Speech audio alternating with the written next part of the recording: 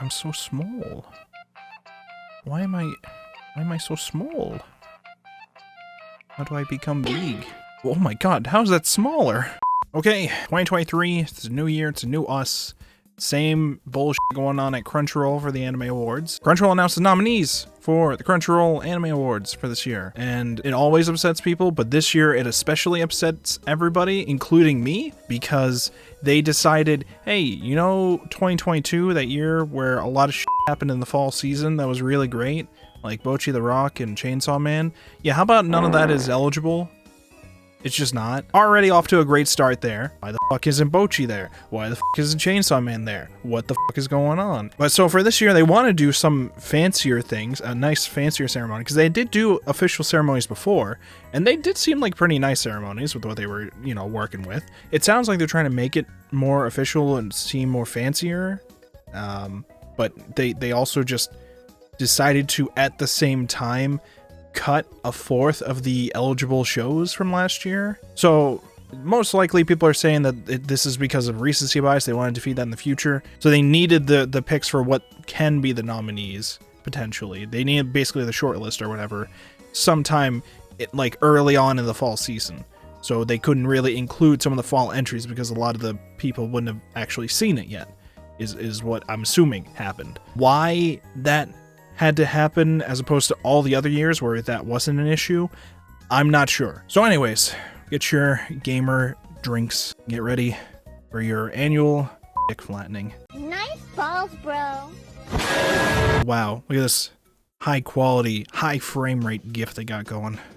So yes, so they specifically said in their, I'm not going to read all the rules or whatever, but they specifically listed fall 2022 anime as ineligible for the awards. So you're not going to see any Bocchis, you're not going to see any chainsaws, they're not going to be there. So the problem that they might have been trying to solve, recency bias, where Chainsaw Man and Bocchi the Rock would be in every category, sure, those aren't there, but now because you have less results, there will still be shows in all these fucking categories. I haven't looked at most of them. I only took a peek at like 2 of them, but I can already tell you we're going to get a bunch of Demon Slayers, a bunch of Attack on Titans, Ranking of Kings, because that was a popular one, but it had a second core that came out. They're just gonna be there still. That's my guess, but we're gonna go into each of them. I'm gonna vote too. I haven't actually voted yet. I'm gonna do my part. I'm gonna vote. We're gonna start with Anime of the Year. We're gonna look at it first. Okay, we're gonna do it. I don't think this video is gonna be playing any clips from them. I think it's just going to be a video with some stock audio and just showing the cover images down here. Wow. Wow. Who could have foreseen this? And look at all the frames too. What is the point of these videos, honestly? These look like shit. Somebody worked to make that, and good for you for putting in the effort to do it, but I don't really think Crunchyroll should have even asked for this. All right, first up you have Attack on Titan Final Season Part 2.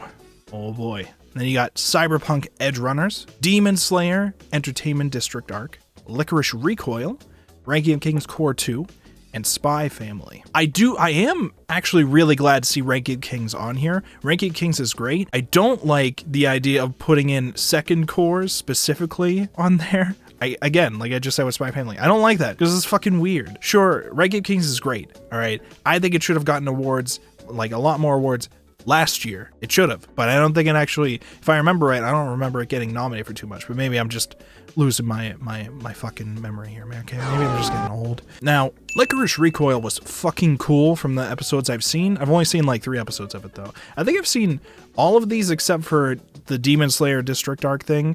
Everybody was telling me it's fucking awesome.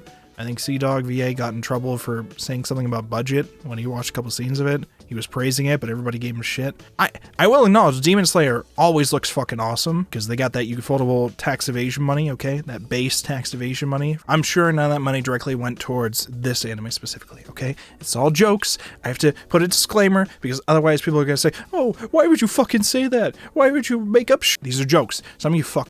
Attack on Titan Final Season Part 1? Part 2 I was kind of deflated over. Like, I loved the opening that I had, and I liked some of the ideas that I was introducing in Part 2, but overall, Part 2 as a whole, I don't remember much of. Like, I'm not hyped for Part 3. Maybe that's just me. Maybe that's just a me thing. I really loved part 1 of the final season. I don't love this weird shit that they're doing with the final season part 1, 2, 3, and apparently the part 3 is going to be 2 parts. Are you the final season or not? Cyberpunk Edgerunners, I think, is the winner. It's the winner. It has to win. In my view, this is my vote.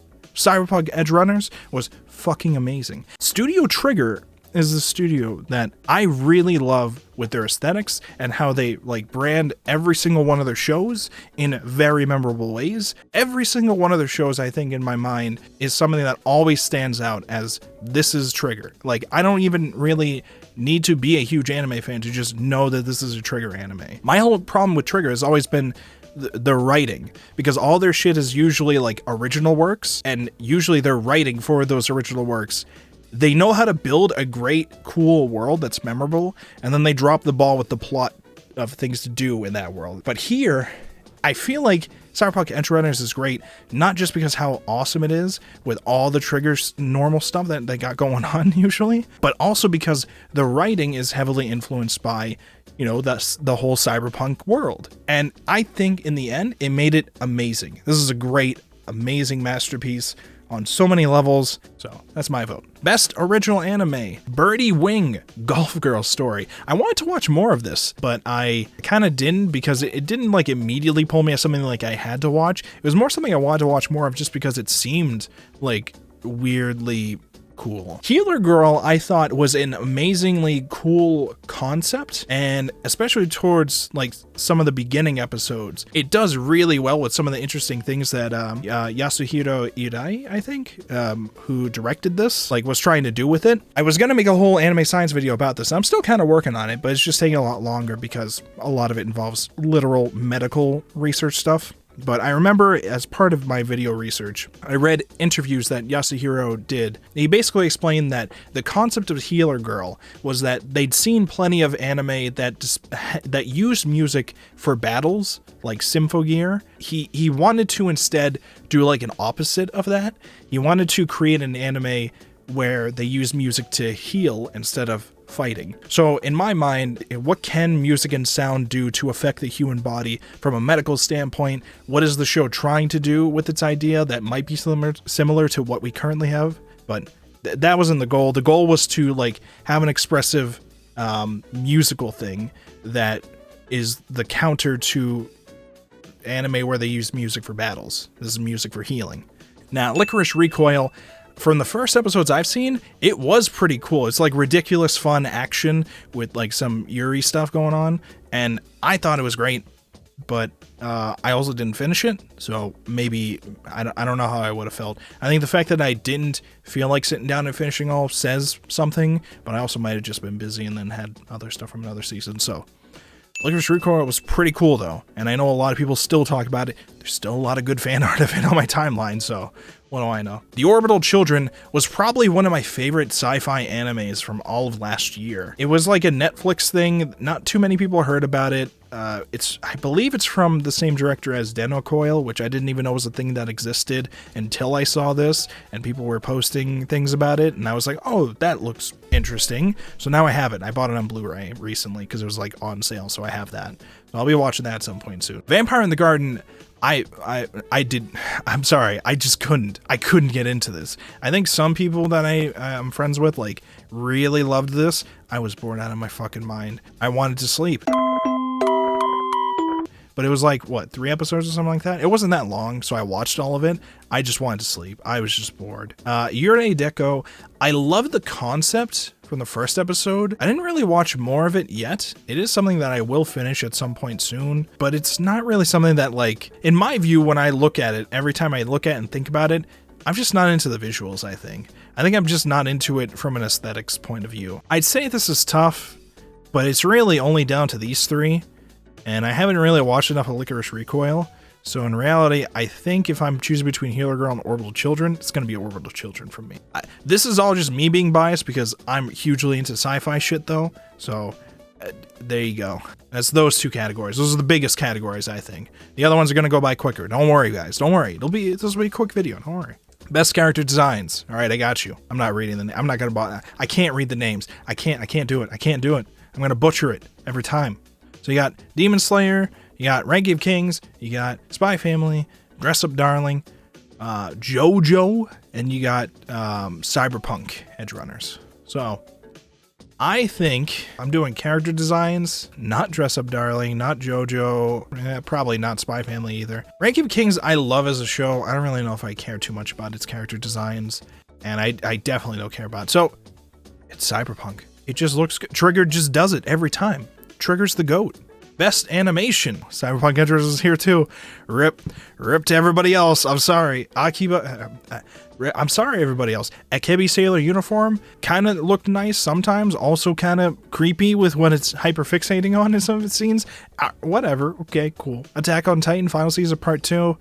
Demon Slayer, I didn't watch this season. I hear great things about it. I'm sure its animation looks amazing. I don't think I'd be too upset if it won. Spy Family, not really. Ranking of Kings, sometimes. Mostly in the opening. Cyberpunk Edgerunners, it's gotta go. It's gotta go to them again. Cyberpunk is gonna win all of it in my view because you took out all of the fall season. That's where a lot of the bangers were. If you're putting up Cyberpunk versus Chainsaw versus Bocchi, and I had to pick between those three, I'd rather fucking, I don't know, I'd rather run away. I wouldn't vote. I'd be scared. I don't know who to pick. Best new series. Call of the Night. Ooh, that one I've seen. I really like Call of the Night with its characters and some of its overall story that's going on. Like the whole vibe that it's trying to give you while you're watching it, I really vibe with. I like it. Cyberpunk Edgerunners. Fucking great. It's a new series. I think it's great. Licorice Recoil. Also good. My Dress Up Darling. My Dress Up Darling was good, but best new series good? I don't know. Spy Family was good, and your boy Kong Ming. Yo, what are you doing here, my dude? I'm surprised. I didn't know if Kong Ming would be anywhere on here, because I liked Kong Ming, but it sounded like a lot of the anime community that wasn't like deeply into all the anime every season didn't even know it existed. For me, it's a choice between Call of the Night or Cyberpunk. I want to say Cyberpunk. I'm gonna go with Cyberpunk. I have to. Best continuing series. Attack on Titan. Demon Slayer. JoJo. Kaguya-sama Love is War. Yeah.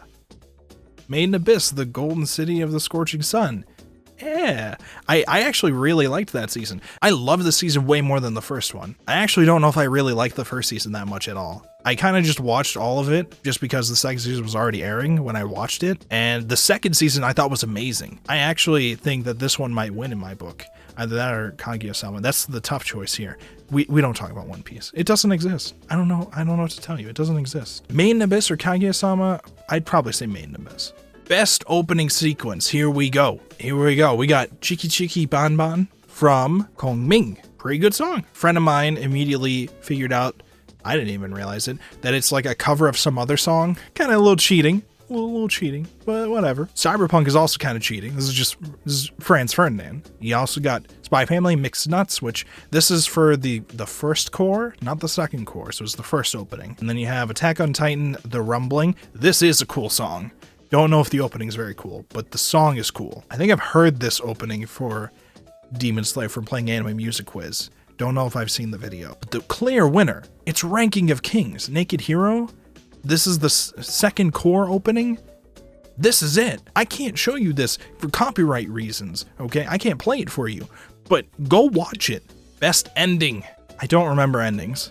I don't remember most endings. So Attack on Titan, you got Spy Family, you got My Dress Up Darling. Coleman Can't Communicate Season 2 is on here. I didn't even watch Season 2 of it yet. I watched the first season. I didn't watch the second one. And then My Heart Has Surrendered from Kaguya-sama. I believe that's like, I think we kept joking about that one. The ending was like visuals of them going to literal like war, like World War, like World War I or something like that. It looked like that kind of deal, which I thought was pretty creative. I don't know if I cared about the song. And then you have the ending for Call of the Night. To be honest with you, I don't remember any of these endings. I don't. The one that I remember more is Kaguya-sama, so we'll go with that one, I guess. Best score. Music is also something that I'm, unfortunately, I don't pay attention to too much. A trigger, Cyberpunk's soundtrack I thought was cool. Main Abyss soundtrack I thought was cool. Kevin Penkin does great work in general. You have Sawano on fucking Attack on Titan though. It's pretty based. Hong Ming's soundtrack? Spy Family's soundtrack I thought was pretty good. I'm gonna go with Kevin Penkin. Best film. I watch these. I go to the theaters. I see these. Most of you fuckers don't. You pirate it. Because it takes 6 months for it to come out legally. So I don't really blame you. Bubble? Fucking Netflix movie that I wanted to fall asleep like 15 minutes into? That's on here? When did Pompo the Cinephile come out? Because that was a great movie. Why is that not on here? Hold on. I have to search this. This is important. Okay, it technically released. So I guess it would have come out in December 2021-ish. Because I know I saw this in theaters, but okay, fine. Fine, I'll give it to you. It doesn't have to be here. All right, fine. Bubble is not going to be. It's like a cool idea executed in a way that doesn't really interest. At least not for me. Now, Dragon Ball Super Superhero was fun, and it was cool with the 3D CGI style that they were implementing. Because it's very fun and cartoony, comic booky, you know, kind of style. All the ways that they were doing a lot of the smoke effects in it looked really, really nice with the stylistic choices they did. That whole opening sequence of young Goku flying through the Red Army and all that was amazing. That's a really good clip to showcase how good the art style for this movie looked. But Orange Piccolo and Super Double Omega Cell or whatever coming back, but he's just like a dumb berserker. That kind of stuff I didn't give any fuck about. Gohan's new form was fucking amazing. I did like the two wacky villains that they had, Gamma 1 and 2. Those guys were great. I loved them. I even did like fan art of them, or one of them. I tried to. I'm not an artist, but don't know if I'd say it's the best film, but it was a good movie. Inuo, I did not see, but I feel like if I did, it would have been amazing. Jujutsu Kaisen 0 was cool when I saw it. The beginning of it, I really, really enjoyed a lot more. I don't know. I feel like towards the end, I was like, I checked out at a certain point. One Piece Film Red, I also hear really great things about. It's One Piece though. I'm sorry. Deer King. I saw trailers about this when I was going to theaters. The title, I didn't care. So if I had to choose, it would pretty much be between Jujutsu Kaisen 0 and Dragon Ball Super Superhero. I'm gonna say Dragon Ball Super. Best anime song. What does this mean? These are openings. Non-fiction? Is this the opening? Shall We Dance? Oh, this is the Shadow's House ending, I think. If that is the song I'm thinking of, that is a good song. Comedy? Chiki Chiki Bon Bon. Rumbling is a good song. New Genesis? Uta from One Piece from Red? I think it would do Rumbling. If I'm going just based on the song, Rumbling is pretty sick. Best Director. Okay, as you could probably see, pretty sure this is just the same list as Best Anime. Direction, though. Director. Different things than the anime overall, right? But okay, you got Demon Slayer, Cyberpunk, Spy Family, Licorice Recoil, Ranking of Kings, and Attack on Titan. I'm gonna have to go with Cyberpunk again. Best Main Character. You got Ranking of Kings, Boji. You got Chisato from Licorice Recoil, which I think is the blonde-haired girl. You got David from Cyberpunk Edgerunners, who's, funnily enough, not the biggest character on the cover art. It's Lucy. Eren Yeager, who was nominated for Best Protag and Antag last year. Lloyd Forger. Is he really the protagonist there? Because I feel like that's like a trio of protagonists. I mean, I know like the mission is dependent on pretty much him, but I mean like people more give a shit about Anya's story than Lloyd's story. Yor doesn't have much going on with her plot, I guess, but I feel like more people give a shit about Anya's story that's going on. Best protag, and I don't know. And then for My Dress with Darling, Marin Kitagawa. Yeah, she's good. Boji is great though. He's not gonna win this, but he's good. I think did he win Best Boy last year? He might have won Best Boy last year. David's arc though. David's arc in Cyberpunk Edgerunners. It's so good. I'm sorry, I have to simp for it again. Look at him. It's so good. I gotta do it. I gotta simp for him. Best supporting character. Now Lucy's gonna win. Rebecca? You guys let the fucking people talking about the debate of whether or not she's a lolly or whatever, whether or not that's a problem, you let that fucking shit prop her up to like, she's not even on the fucking cover. That's fine. All right, Lucy did not even get considered for this.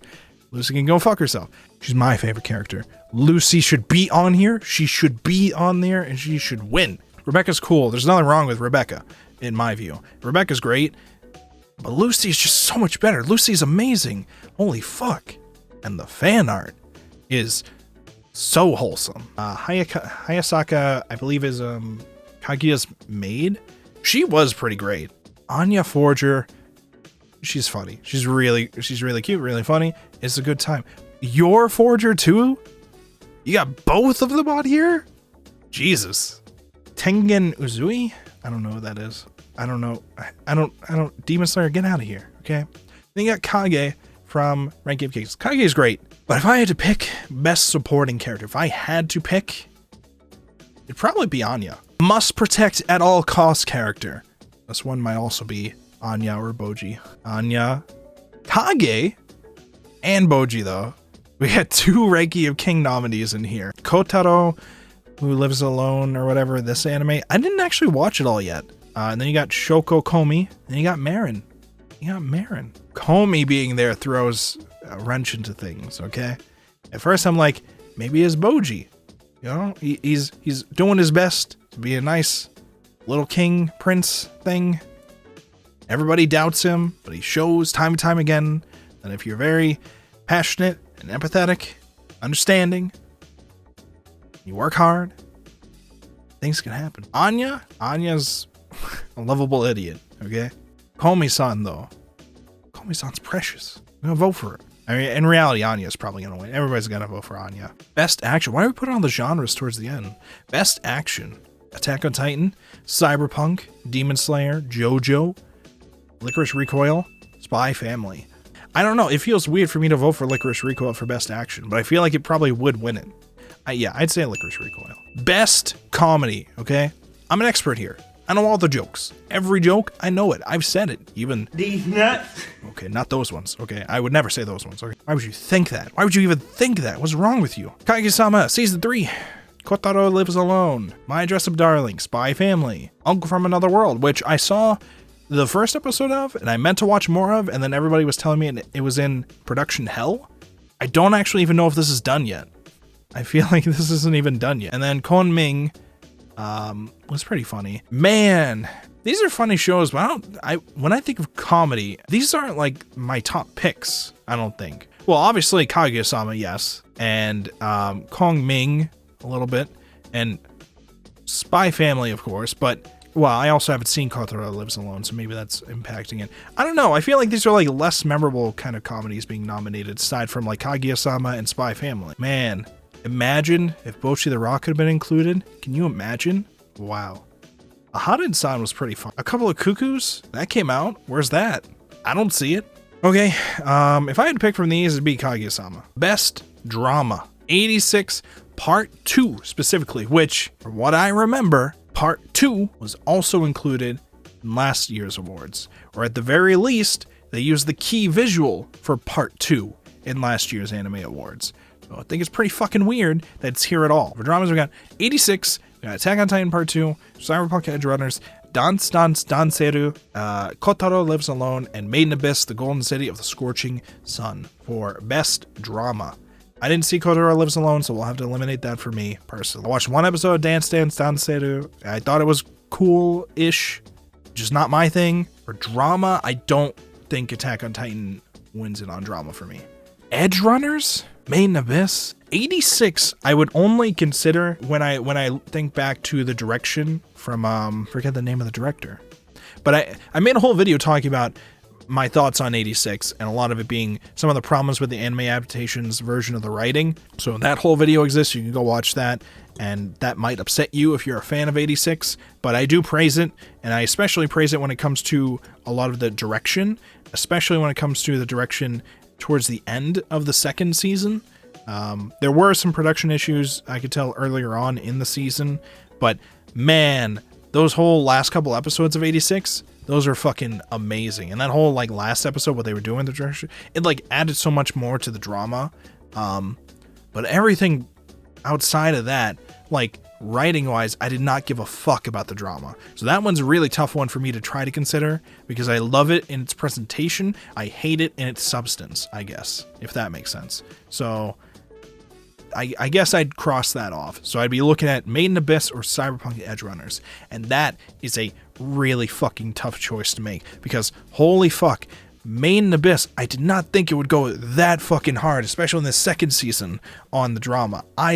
Oh my god, especially with the background story going on and how it correlated with eventually what's going on in the current place and the contrast that happened. Holy fuck, it was so cool and so like, oh my god, it was great. But Cyberpunk Edgerunners is here. I actually had a gun to my head and I said I had to admit what I really, really thought was better drama. It's probably Made in Abyss. I'd say Made in Abyss, I think. Best fantasy, Ranking of Kings. I didn't even open this yet. I'm already gonna say Ranking of Kings probably. Actually, no, but Made in Abyss is here. Fuck. So my choices are Ranking of Kings or Made in Abyss. That's a tough fucking choice. It's a tough fucking choice. When I think about just the fantasy elements though, I think it's Ranking of Kings. I don't know, we'll go with Ranking of Kings. I'll say it. Best romance. Alright, boys. Get out your gloves. Get your boxing gloves. Call of the Night. Kaguya-sama. Komi. Second season. Love After World Domination. What the hell are you doing here? My Dress Up Darling. And Shikimori's Not Just a Cutie. I want to say Dress Up Darling. They're probably my favorite couple out of all of these, I think. Alright, voice actors. I don't know voice actors. I don't know them. I just don't. I don't know if I'm legally allowed to vote. I only recognize one name here. That's the JoJo voice actor name. I don't know. Japanese voice actors, we got Aaron's voice. Got that one. This one. Anya. I don't know. Give it to Licorice Recall Girl. I don't know. I don't know. I don't pay attention to voice acting. I don't. English maybe a little bit more so. Actually, I don't think I've watched any of these in English. Oh wait, no, I watched Cyberpunk in English. Did I watch Dragon Ball in English? Oh, I think I did. This is Gamma 2. And you have Pro ZD for Kage. Oh, wait. I liked Kage's English. I remember now. Yeah, because it's Pro ZD having fun. Cyberpunk. Alright, I'm going to give it to Kage. You get a Pro ZD.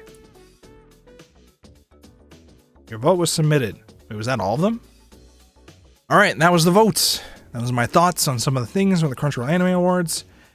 Again, you know, them cutting out a fourth of the season recreated the problem of the same 5 things being nominated for literally everything.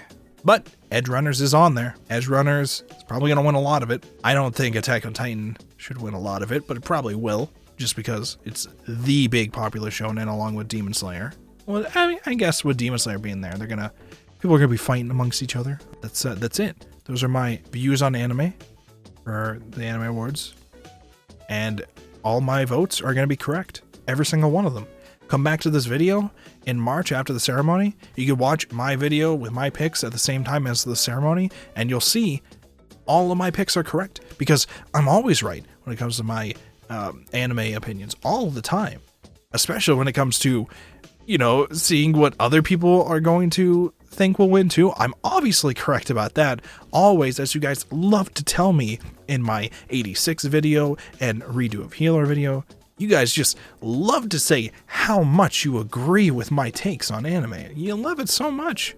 That's all for now. Thank you guys for watching, staying around all this time. I don't know how long this video is going to be in towards the end. I've been talking for a while on my end. The time says an hour. I've been talking for like an hour on my end. Okay? My voice is starting to die. I still had a fun time. I love you guys. Follow me on all the socials, on the Twitters, on the YouTubes, you know, hit the bells or whatever. Come join our Discord. What are you doing not in the Discord? Get in the Discord, Shinji, okay? Come hang out with us there. We watch some shit. We talk about some stuff. I give all my base takes on everything because I'm just that good with my opinions on anime. They're all correct. Always, guys. We always are very serious. We never joke about things. Never, guys. Thank you for watching. I love you all. Goodbye.